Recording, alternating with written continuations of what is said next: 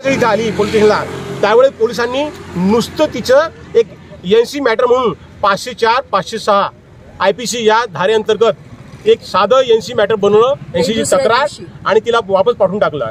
तिच्या बयानावरून असं सिद्ध होते आहे की तिला मारहाण झालेली आहे। तिच्या बयानामध्ये स्पष्ट उल्लेख आहे की मला अश्लील शिव्यागाळ केली आणि माझ्या शरीरावर चढून बोलत होता, माझ्यावर हात उचलला।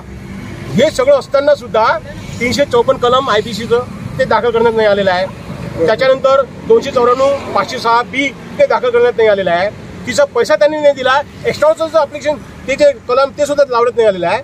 34 IPC धारा, कारण त्या पुजाऱ्याच्या 2 मुलींनी सुद्धा त्याला मारहाण केली आहे, तिचे पाय पडायला लावलेले आहे, तिला जातीवादी शिबिर करण्यात आलेली आहे आणि कोणत्याही प्रकारचं ॲट्रोसिटीचं कलम सुद्धा ते लावण्यात आलेलं नाही आहे। पोलिसांनी नुसतं त्या व्यक्तीच्या बोलण्यावरून नुसता हा साधा त्यांनी एनसी मॅटरची त्यांनी पावती त्याला देऊन टाकलेली आहे। आणि विशेष बाब म्हणजे की हा जो आरोपी आहे, हा जो आरोपी आहे, हा पोल कोंडवार, हा पोलीस स्टेशनला आला होता।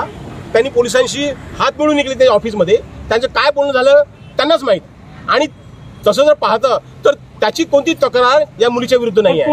पोलीस आरोपींना वाचवण्याचा प्रयत्न करत आहेत का?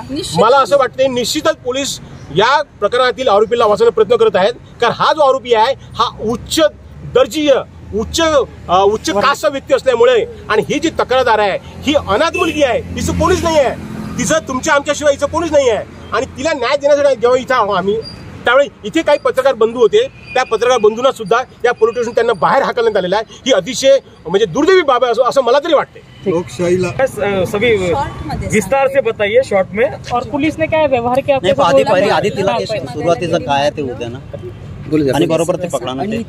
ताई तुमच्यावर कुठलं काय घटना घडली ते सांगा। मैं पेशे से नर्स हूँ और इसके साथ साथ मैं आयुर्वेदिक का बिजनेस करती हूँ। मेरा काम है लोगों से मिलना, उनकी बीमारी देखना और उनकी बीमारी के ऊपर आयुर्वेदिक मेडिसिन देना। एस्लीपेस wellness private limited company registered है, उसके अंतर्गत मैं इस संस्था में काम कर रही हूँ एज ए नेटवर्कर बोल के जानी जाती हूँ। मेरे टीम में एक विपिन नायडू नाम का व्यक्ति है, जिसके रेफरेंस से हम सदर में गए थे सुरेंद्र पोलकोनवार के तरफ। उन्होंने पहले जानकारी देख ली थी, जानकारी देखने के बाद उन्होंने डिसीजन लिया। उसके 2 दिन बाद उन्होंने मुझे कॉल करके बोला, मैडम आपकी मेडिसिन बहुत अच्छी है, मैंने सर्च किया गूगल पे, इसके बहुत अच्छे ओरिएंटेड रिजल्ट है, मुझे मेरे बच्चों की हाइट के लिए मेडिसिन चाहिए, तो आप प्लीज घर पे माल ला के दीजिए। मैंने बोला सर आप पेमेंट कर दीजिए, मैं आपको माल ला देती। उन्होंने बोला विश्वास रखिए, आप माल लेकर आइए, पेमेंट मैं आपको घर पर आने के बाद दूंगा। गारंटेड जो व्यक्ति था विपिन नायडू, उन्होंने बोला कि विश्वास लायक ये व्यक्ति है, आप मेडिसिन लेके चलते हैं, वो पैसा दे देगा।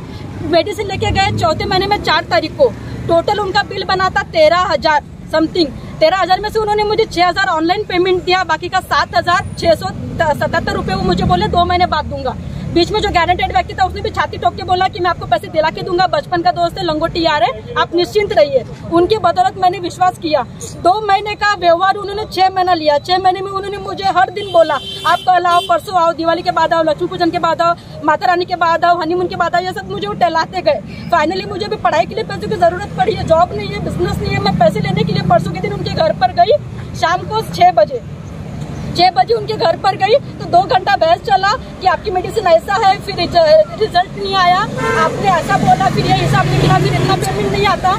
ये सब उन्होंने मेरे साथ बर्ताव किया। मैंने बोली नहीं सर दिवाली मुंह के ऊपर है, मेरे को पैसा चाहिए, मेरे पीछे कोई नहीं, मुझे सपोर्ट करिए, आप पैसा दीजिए। बोले नहीं पैसा दिवाली के बाद आना। मैं बोली नहीं सर मुझे पैसा अभी चाहिए, मैं लेके जाऊंगी। दूसरी बात, उन्होंने जब मैंने अपनी आवाज ऊंची करी तो उन्होंने मुझ पे हाथ उठाया। हाथ उठाने के पहले उन्होंने बोले कि मेरे से बदतमीजी से बात की, मुझसे माफी मांगो, बोले पैर पड़ो, मेरे बीवी से भी माफी मांगो, बोले मेरे 2 बच्चों से भी माफी मांगो, बोले कि आपने उनको धमकी दी। मैंने धमकी नहीं दी थी, सिर्फ इतना बोला था जितने बार आऊंगी उतनी बार पेट्रोल का पैसा लूंगी, क्योंकि मैं हवा में उड़ के नहीं आ सकती।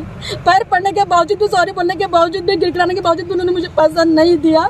बोले तुम जाओ, बोले यहाँ से ज्यादा फड़फड़ करी, बोले तो यहीं पर ही तुमको अंदर कर। फिर आप थाने में आए, थाने का किस्सा बताइए। मैं आई, मैं जब मुझे उन्होंने थप्पड़ मारा तब मैं भागती हुई पुलिस चौकी के पास आई। वहाँ पे 2 लोगों को बताया कि इन्होंने मेरे साथ ऐसा किया, वो लोग आए तो वो उन पे चढ़ के बात कर रहे थे। तो 2 मेजर सर ने बोला पुलिस स्टेशन जाइए, वहाँ पे कंप्लेंट लिखवाइए। जब मैं यहाँ पे 9:30 बजे आई तो मुझे यहाँ पे ड्यूटी ऑफिसर व्यक्ति ने बोला कि इतने रात को, उनके शब्द मैं आपको बताना चाहूंगी, इतने रात को हम लोगों को तकलीफ नहीं दे सकते। बोले एक अनाथ लड़की कामटी से इधर आई है न्याय मांगने के लिए, कंप्लेंट दर्ज करवाने के लिए। मेरी कंप्लेंट नहीं ली, कल आप अपने हाथ से अर्ज लिख कर आना, बोले तब आपकी कंप्लेंट लेंगे, बोले। तो ये मुझे बहुत खराब लगा। मैं उतनी रात को वापस गई कि कल आऊंगी। जब दूसरे दिन मैं 12 बजे यहाँ पर अपना अर्ज लेकर आई, अर्ज सबमिट किया, उसके बाद भी पुलिस स्टाफ में से किसी का कोई एक्शन नहीं था, जबकि मैं बोल चुकी हूँ कि मेरे साथ मारहान की है, बदतमीजी की है, व्यवहार गलत था, फिर भी कोई एक्शन नहीं था। मुझे ये तक नहीं पता कि मेरा केस किसके पास। अभी आपकी क्या मांग है?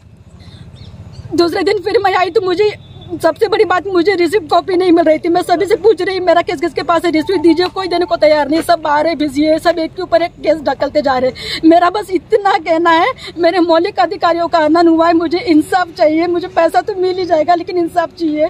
और जो मेरे साथ बदतमीजी की उसके लिए उन्हें पनिशमेंट होना चाहिए, कठोर कार्रवाई होना चाहिए, क्योंकि मेरे साथ जो हुआ वो कभी किसी के साथ नहीं होना चाहिए, क्योंकि मैं अपनी मेहनत का पैसा मांगने गई थी।